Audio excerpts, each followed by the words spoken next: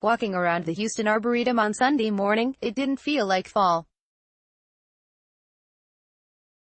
There was a vague hint of something. It was breezy and, in the shade, felt milder than normal. But the sun beat down and the humidity, as has been the case for weeks around here, was stifling.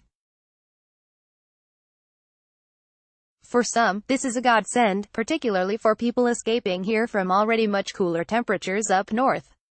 For those of us who live through it every summer, it is torture akin to a snowy day in late April in northern climes.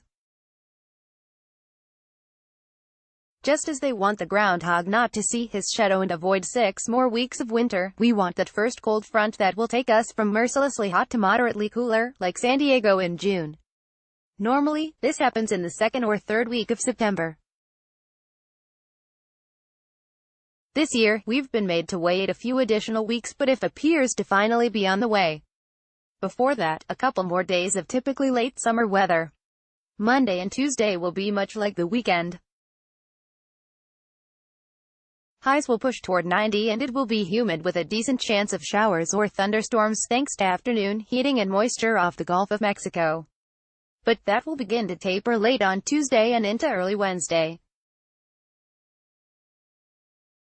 This isn't going to be one of those blue northers that takes the temperature from 80 to 60 in a matter of minutes. Instead, a fairly sizable trough of low pressure will slowly move through Texas Wednesday and Thursday. As it does, things will begin to dry out, rain chances will plummet to near zero and temperatures, particularly at night, will gradually drop. Wednesday and Thursday, under plenty of sun, the warm afternoons will remain in place with highs in the mid-80s, but the air will be much more dry and it won't have that sticky feel we've suffered with for some time now. Overnight lows will fall into the mid-60s and it should be quite pleasant outside in the mornings and evenings. By Friday, a surge of cooler air will filter in and the weekend looks absolutely fantastic, with highs around 80 and lows in the low 60s. Early next week, we could have days with highs in the low 70s. It's finally coming after what has felt like a very long wait. Just a couple more days and we'll get a break from summer at last. Watching the tropics, I didn't think there was much more to watch, but an area of disturbed weather off the coast of Central America looks to soon become Tropical Storm Michael.